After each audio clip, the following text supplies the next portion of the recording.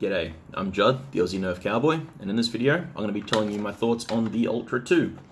I'm reshooting this video as I've already done it and didn't have any sound, so you have to forgive me for not showing the unboxing, but there's videos of it already, you know what the box looks like.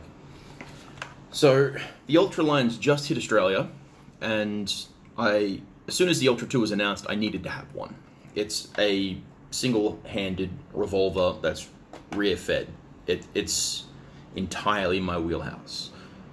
So as soon as it was announced, I needed to have them. As soon as they were released in America, I got a heap of people together in Sydney to make a group order. And we're still waiting for that to actually come across because of the current pandemic. It makes things a little hard to get shipped. And so while we're waiting on the ones from the US, they arrived on shelf at Australia. So I'll have a pair of US spec and a pair of Australian spec with the grey triggers, which are sadly worse. We will be excited to see what the difference is, if there is much of a difference in stock performance. As most of you are aware, the Australian stock performance is around about 50 FPS as opposed to the American 70 FPS. But it's interesting to see if that goes across to Ultra. Now, I don't have a chronograph, so I can't do any FPS testing with them, but I can give you my thoughts on them. And this, in theory, all but one point, is my dream blaster. This is perfect. My one major gripe is that it takes Ultra. It's unfortunately the case, but there's already kits out there available that fix that problem. So I'll be getting multiple of those different kits to compare those, considering I'm going to have 4 of these shortly. So I'll do a comparison video down the line once I've got some people to help me out, and that's probably going to be a bit closer to when the pandemic is not as current and the restrictions are lessened, because I'm not a flywheel modder. I don't have the tools, I don't have the knowledge. It's not what I'm good at. I'm learning, and barely learning at this stage. So I'm interested to see what kind of different kits do and see if there's any real difference between them, or are they all just much of a muchness. But yeah, the other thought I have about the Ultra is that it's very big. I understand the aesthetic and I kind of like that it's very big, but from a practical sense, I'd like it to be, like, the length of it is not too bad. Maybe if it was that much shorter, I'd be much happier, but it's not much to complain about. But it's just very thick. And I understand that's for the capacity and the size of the God-forbidden Ultra darts. But it's fine. I'm happy with it. I like the size and weight of it, but if I was just getting nitpicky, I'd like it to be a little slimmer, just so it would make holstering a bit easier. But my friend and cowbro Alex from Artesian Leathercraft, he's going to be on top of this as soon as he gets one in his hand. He's going to start working on a grip, I'd imagine, and a holster, which I'll be very excited to get a new holster. I've already been talking to Alex about a custom holster that will be interchangeable with different blasters, so keep an eye out for that. That's going to be a while away. We've been in the planning stages of that, and we've got a lot to go.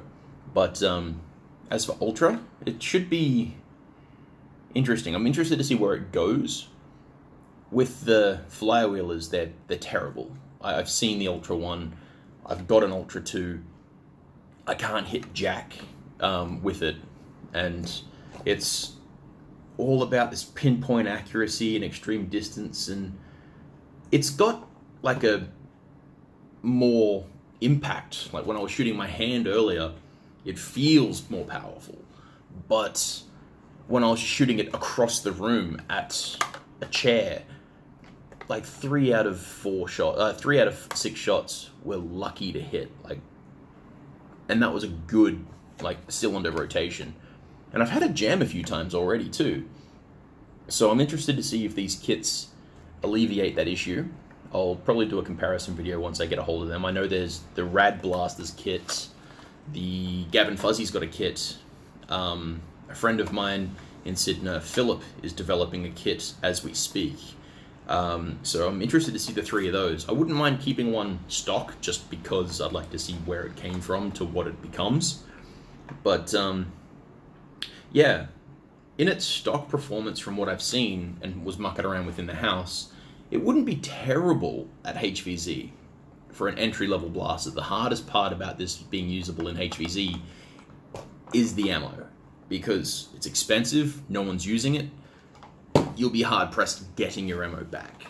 But in theory, as a HVZ blaster, just being able to reload, so you can keep on target with your shots, and it's like, oh, I'm running out, and then start reloading the cylinder while keeping the threat on the zombies.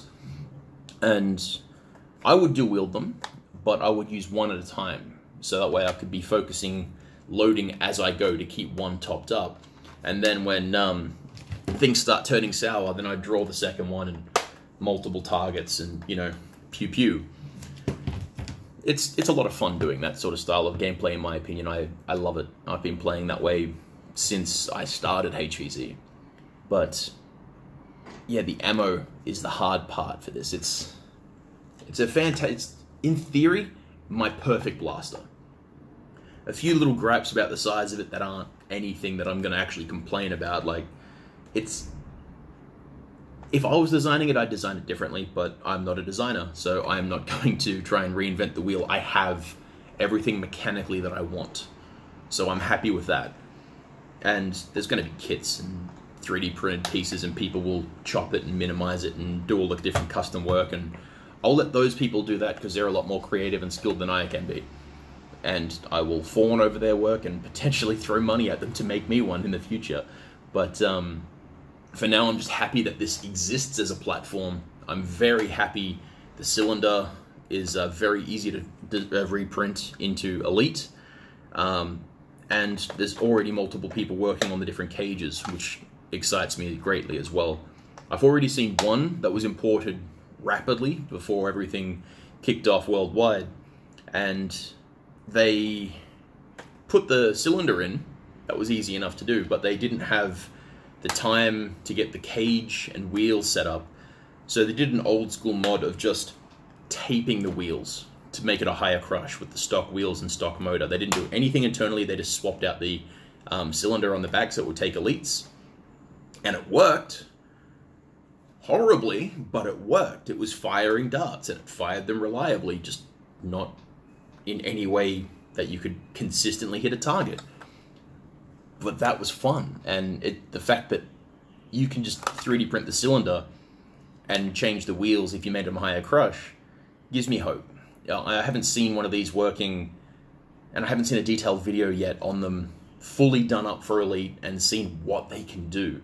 So I'm excited for that when that comes out, and I'll try to do a comparison video if I can get the kits done and see what it does. I haven't written off Ultra completely yet. The Ultra 1 was abysmal and should not have been their opening blaster. I've heard this before. This should have been the opening blaster. They would have gotten a much better reception because it's something new. The rear loading, new ammo type. This is something we all want, or at least I'd like to imagine. So I've heard a lot of people going positive and wanting to like this because of the mechanics of it. I want to like it, and I do like the Ultra 2 because we can fix it. The Ultra 1 was a terrible opening for their line, but I haven't written off the ammo type yet. When I was in America recently and hanging out with Chalo, we found an old crossbow that he got from Goodwill, just a cheap little toy one, and the Ultra darts fit perfectly in it. I don't know what the crossbow is. I don't know anything about it. I couldn't help you find it. But the Ultra dart fit perfectly in the channel of the crossbow, and when fired via the string, like a stringer, it flew straight, it flew far, and accurate. I was standing in the yard going, how far will this go, and how can you reasonably hit me? And consistently, Chalo was getting very close and hitting me with this thing from range with a stringer. So with flywheels, Ultra's terrible. And we've all seen this. I'm interested to see what will happen with spring-powered, air-powered, and string-powered. I don't think Hasbro's going to have string-powered Ultra in the pipeline, but I'd like to see it.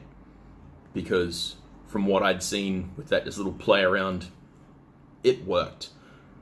I don't have any footage of it. You're just going to have to try and take my word for me on that, unfortunately. But it worked. It was phenomenal to see it actually being a functional ammo type. I know it's a joke and I know it's a meme, but I want to like it. I want to give them the chance to make it work. I want them to lower the price dramatically, because that's a rip-off for the price for these. In Australia, currently, they are 15 Australian dollars for 20. I bought 2 packs and got them for $13 each. I paid too much for these. But I have them because I want to like them, and I want to keep one of my Ultra Blasters, Ultra2's stock, as a where did it come from? When I find a blaster I really like to mod it and do a lot of different things to it, but I always like to keep one stock, just so I know where it was and where it's gone. And it's just fun to go back to the old style blasters sometimes, and just, like, the Barrel Break is still one of my favorite blasters, as abysmal as it is. I just don't have a lot of places where I use it.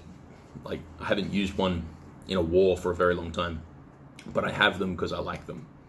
The Ultra2 is probably going to replace my hammer shot, or take the place of my hammer shot, not replace. I'll still have at least one hammer shot on my person in any loadout I have, because they're tried, true, and reliable. If my Ultra2 goes down, jams, runs out of battery, anything like that, I can go to the hammer shot, and I know I'll be better than, in a better situation than I was prior.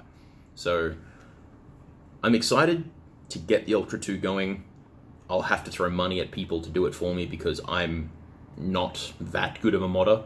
I generally just get people to do my more complicated mods, my more powerful mods. Very simple. I sort of mod things for HVC style performances. And electronics I just don't even touch. I'm no good. So I'm excited to see what the potential of the Ultra2 is. I'm excited to see where it goes in the community. I'm excited to see what Hasbro does with Ultra. In short, I like the Ultra2, and I want to like Ultra. I just need to see Hasbro do something with it, something different. The Ultra 7, I think it is, as being theorized as a spring-powered one. I'd like to see how that goes. I've seen people like Walcom modding other blasters to take Ultra, and it seems to work better than Ultra.